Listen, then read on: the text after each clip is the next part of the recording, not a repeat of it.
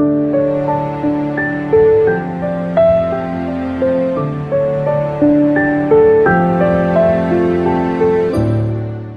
running to give a choice to voters who believe, as I do, that social values, certain social principles and values are more important than any fiscal policy. And second of all, to give a choice to voters who believe that, you know, when there's an epidemic in our country, and that is a failure of elected officials to represent their constituency. And many of us see that and have really grown weary of it. So I've stepped forward to give a voice and a choice to those voters who are tired of that, who know that when you don't challenge, as you know, we haven't in the past, if you don't challenge your elected officials when they don't listen to you, they're far less likely to listen to you the next time. We have to rein in spending. Now, we have a very strong conservative team up for election in November, and they've identified some really key proposals that I think are very important. And this is why I also agree that we need to have strong fiscal conservatives in the House and the Senate to support these. They've talked about reducing the size of our government, looking for those redundancies. They've talked about reining in our out-of-control spending. They talk about phasing out the income tax. Now, that's not something that's going to happen, you know, first quarter of a new governor's term. You know, even Mr. Kasich has said this is a 10-year plan, but it's something that we really strongly need to consider. And eliminating the death tax. Now, these are four things that I strongly support, and that's why I know that we need fiscal conservatives to support all those efforts. But by and far, the number one problem is spending. We have to eliminate spending. I don't think our government was ever established to invigorate economy. That's the business sector's job to do. We just need the right environment to flourish. And that requires reduced tax bases across the board, create a less toxic environment for businesses. You know, why would you want to come and open a business in Ohio when Ohio is the 7th highest state and local tax base in the country? I mean, we're driving businesses out. Why would you want to be here long term when we have an estate tax, death tax? I mean, the death tax alone is a great example. Here's a tax that forces more wealth out of our state, multiple times more wealth than it even generates in tax revenue.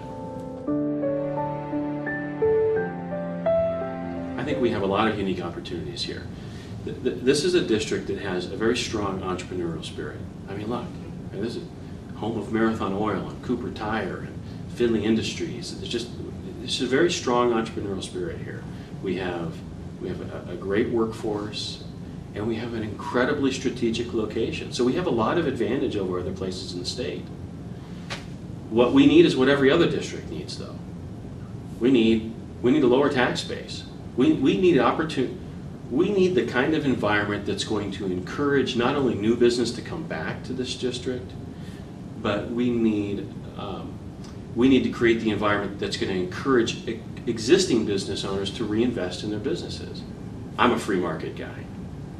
I'm a businessman. I believe that businesses should make money the old-fashioned way. They should create products and services that people want at a price that people are willing to pay. And now the new model has seemed to become, the new business model is get money from the government to start your business. Well, it creates a system that's just inherently flawed from the beginning. You know, they start their business off the wrong way. Those business people then begin making decisions based on what the commission will like or what the politicians will like. And politicians and businessmen have very different objectives. You know, most successful businessmen have long-term strategies that create long-term growth and success. Most politicians have very short-term strategies, mostly based on what will get them reelected. I'm an entrepreneur. If a passenger rail program made sense, someone like myself would do it. And I know that he's got his claim, the $3 million that he got for our flood mitigation. I'm not 100% convinced that that $3 million wouldn't be here regardless of Representative Hite's relationship with the governor or not. There are a lot of other people involved in this process other than Mr. Hite. In a nutshell, House Bill 176 redefines the definition of what classifies as a protected class for civil rights protection. Now, this is not just discrimination. This is what counts as a protected class for civil rights violations.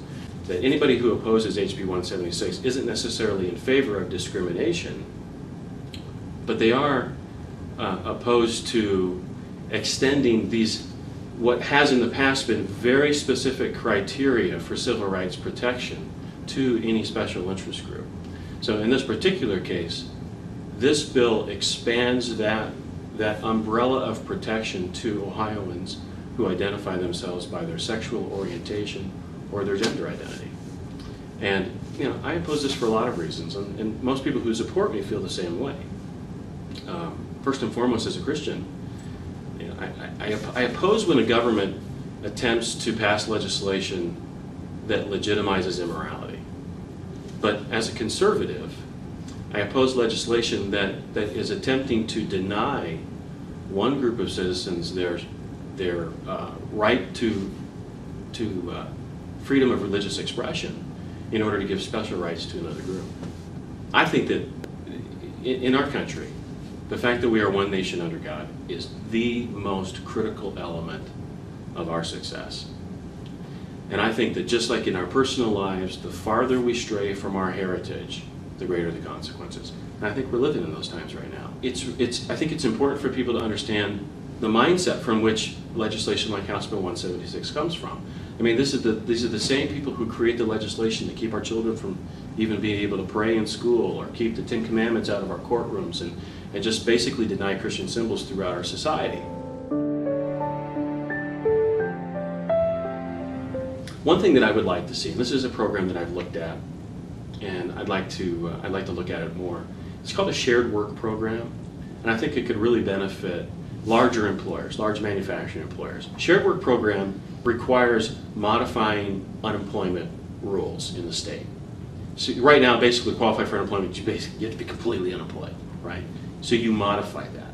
So let's say you're an employer, you have 1,000 employees, and you need to make a 20% reduction cut in labor force because of the economy. Well, right now, your only option is what? You got to let go 200 people, right? And all 200 people are going to go on unemployment. What this would allow you to do is cut your work week, keep all 1,000 people employed, keep them on your benefits, you cut your work week. The state then picks up that difference, a fractional percentage of that difference. Now the advantage is for everybody. I haven't always been a Christian. I spent a great deal of my adult life working very hard not to live a godly life. I came to Christ late in my life. But I personally have felt the effects of what it is to live a life when you're not walking with God. And I understand the consequences. So I think that's why it's so very important to me today that I do.